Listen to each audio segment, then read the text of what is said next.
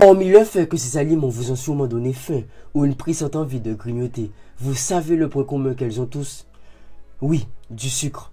Le sucre, comme les scientifiques l'appellent, bien que j'en doute vu le nom. Saccharose est un glucide simple qu'on retrouve dans beaucoup d'aliments. Les légumes, les fruits, il y en a tellement que je ne vais pas tous vous les dire. Mais vous voyez où est-ce que je veux en venir. Ils sont produits naturellement dans les plantes, dans la canne à sucre ou même dans la betterave à sucre. La vérité, c'est que vous comme moi savons qu'aujourd'hui, le sucre que nous consommons est éloigné de sa source naturelle. Le méchant de l'histoire, ce n'est pas le sucre, mais plutôt la quantité. C'est elle qui pose un gros problème dans notre consommation. Cette forte consommation n'est pas arrivée miraculeusement. Le fait que le sucre fournit une source rapide d'énergie, notre cerveau est biologiquement programmé à aimer cela. Sociétalement, le marketing agressif et la disponibilité de produits sucrés ont fait que notre consommation est devenue excessive. Une fois que vous aurez cédé, c'est-à-dire goûté à ces produits, garder un contrôle sera très difficile pour ne pas dire impossible.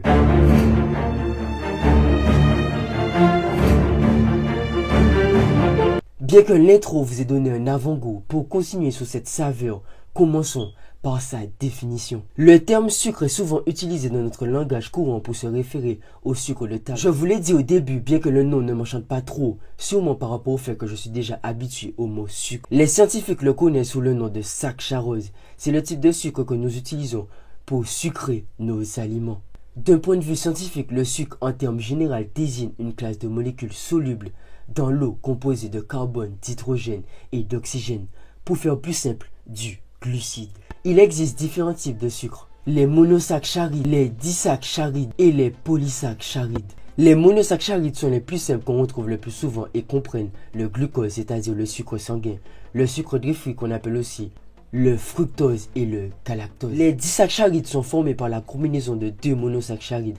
Le sucre que nous utilisons, nous, est une disaccharide formée par la combinaison de glucose et de fructose. Les polysaccharides, eux, sont des sucres plus complexes et formés par la combinaison de nombreux monosaccharides. Ils comprennent des substances comme l'amidon, le glucogène et la cellulose. Ceux qui n'aiment pas les SVT, je vous prie de m'excuser pour ce passage. Le supplice des mots qui veulent rien dire est presque fini. Mais je pense aussi à ceux qui sont toujours à l'école. Ne négligez pas les petits détails, vous en aurez besoin par la suite. Ok, revenons à cette définition qui est quand même assez complexe. Les sucres sont une vaste classe de molécules qui jouent de nombreux rôles importants dans la biologie, allant de la fourniture d'énergie aux organismes de constitution de structures cellulaires. Malgré l'énorme quantité d'informations que je vous ai données, je pense que c'est déjà un peu plus clair pour vous par rapport à ce sujet. Le problème maintenant, c'est que vous ne savez toujours pas pourquoi vous êtes naturellement, et ça vous le serez toujours, attiré par le sucre. Je vais vous raconter une petite histoire. Au cours de l'évolution, le goût sucré a servi de guide pour distinguer les aliments sûrs et nutritifs des aliments potentiellement nocifs dans un environnement où la nourriture était parfois rare. Être attiré par les aliments riches en sucre, donc en énergie, offre un avantage de survie. Cet instinct est resté en nous, même si dans certains environnements modernes, la nourriture est abondante. Ça s'arrête pas là. Pour nous, êtres humains, le goût sucré, que ce soit maintenant ou avant, était souvent un indicateur de sécurité. Dans la nature, de nombreux aliments ont généralement un goût amer. Je ne sais pas si vous en avez déjà goûté, mais c'est comme ça que c'est. Et bien évidemment, tandis que les aliments sucrés, c'est tout le contraire. Pour finir mon histoire, ça je pense que vous le savez, la consommation de sucre stimule la libération de dopamine, le neurotransmetteur associé au plaisir dans notre cerveau. Une fois que vous en avez mangé, cela crée une sensation agréable, ce qui vous incite à chercher et à consommer davantage d'aliments sucrés. Comme je l'ai dit au début, le sucre n'est pas notre ennemi, nous en avons besoin pour vivre. Mais notre consommation non contrôlée à celui-ci est problématique. Il n'y a aucune raison pour que vous ne puissiez pas profiter de la douceur de la vie sans compromettre votre santé. Les années et les générations changent. Qui dit ça dit nouveau problème. D'un point de vue sociétal, la consommation excessive de sucre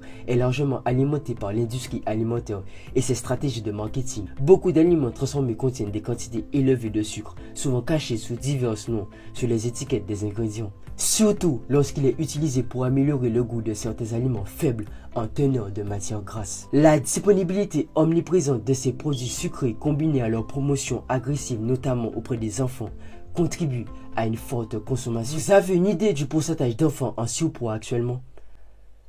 11,2%. C'est le double de 2020 à 2022.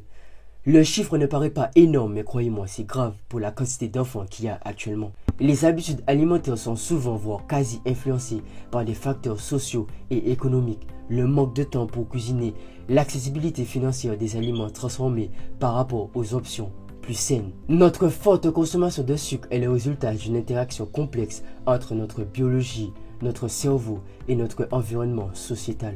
Voici mes solutions en 8 points pour changer tout cela. Si vous voulez plus de détails sur ces solutions, faites-le moi savoir en commentaire. Je vous ferai une vidéo spéciale sur le sujet. 1. Optez pour des sucres complexes. 2. Mangez des protéines. 3. Hydratez-vous. Pour moi, parmi tous les points, c'est le plus important. Hydratez-vous.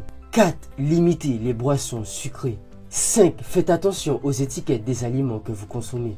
6. Préparez vos propres repas. Je sais, certains qui me regardent sont pas forts en cuisine, mais il est temps d'apprendre et de préparer vos repas. 7. Consommez des fruits. Franchement, n'hésitez pas, consommez des fruits. C'est beaucoup mieux de consommer des fruits que de consommer des boissons sucrées, sachant qu'ils sont transformés. Et le dernier, 8. Essayez, je dis bien essayez, la stevia. Que vous soyez sportif ou non sportif, vous pouvez appliquer ces 8 solutions. L'astuce est de choisir les bonnes sources de sucre et de les consommer au bon moment. Un smoothie au sucre par exemple est une excellente option après un entraînement intense.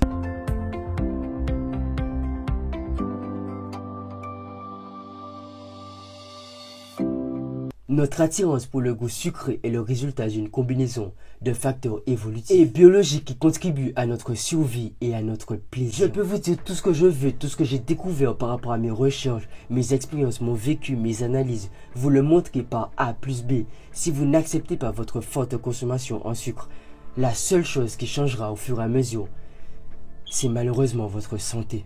Ce que je m'apprête à dire, certains vont refuser de l'admettre, mais c'est la vérité.